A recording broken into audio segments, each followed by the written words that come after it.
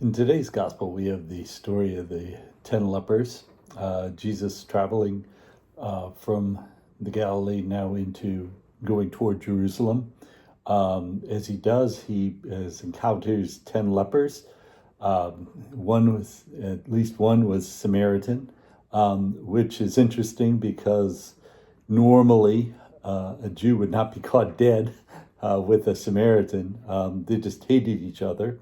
Again, the Samaritans were those people who, during the captivity and the northern kingdom of Israel by Assyria in 723 BC, the Assyrians came, they uprooted many of the people, they became the lost tribes, but the ones who stayed intermixed with the Assyrians who came in from Assyria. They then had a mixed people. They had a mixed kind of a religion. They did have the Assyrians allowed some of the priests to come back into the land to instruct the people. But it's always kind of a question mark as to, even to today, is it a sect of Judaism or is it kind of its own situation? So again, they don't have anything to do with one another. Think about the woman at the well. How can you, a Jew, ask me, a Samaritan, for water? So again, 700 years, tit for tat, hatred for hatred. So there's really unusual that Jews and Samaritans would be together. But I guess their skin disease, their leprosy, their skin disease made them coming together. Because what happened is that there was a life of deprivation. There were no family. They couldn't see their family. They couldn't go to the synagogues. They couldn't certainly not go to the temple. They had to be outside the city and yell and for alms for the people to come by and possibly give them alms. So again, a very, very difficult situation. So they ask for the mercy of God. As they see Jesus coming, they ask for that, and Jesus says to go and show yourselves to the priests. Now, they certainly had faith because, if it was that situation, you would think that they would say, wait a minute, Jesus, aren't you forgetting something? How about a healing, before we go show ourselves to the priests?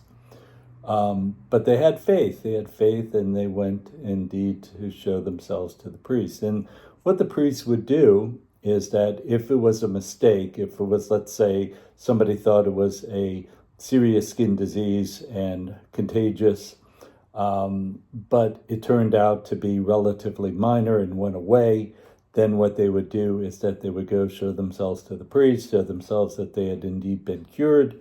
The priest would come and do a cleansing of the house, and then they would be allowed back into the community. So they certainly had faith to, when they, without being healed, to go to show themselves to the priest. They certainly were thankful, I'm sure that they were ecstatic about the fact that they were healed. But one of them came back.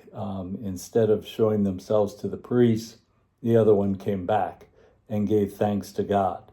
And so Jesus says, who but this foreigner has come back, to give thanks. He said, stand up and your faith has saved you. So what happened to the other 9? Well, I'm sure, again, that they were thankful. I'm sure that they showed themselves to the priests, and the priests were confounded, because this was not something that was, okay, a week later, we made a mistake. Yep, you are cleansed, you are healed. We'll go do the cleansing, and then you're right back into the community. No, this was something much more serious than that. So I'm sure it gave the priests time to be confounded as to what in the world happened. How did this occur? Who was this guy who did this healing? How did they receive their healing? All of those kind of questions I'm sure the priests had. I'm sure the people were wanting to get back into the community. They wanted to get back to see their family, to see their loved ones, to become again part of the community, because they had lost that as a result of their leprosy. So I'm sure that they wanted to do that. So those things kind of took that importance, that importance of, getting back with family, that idea of getting back into the community. And certainly those are important things for the people to do, to come back into the community. But as Jesus said, the most important thing was to go and to give Jesus thanks, because he was the one who did the healing. And so instead of thinking, okay, well, maybe I'll do that later, or, but I need to get back into the community, kind of thinking about going beyond themselves and giving thanks to God, is what the Samaritan did.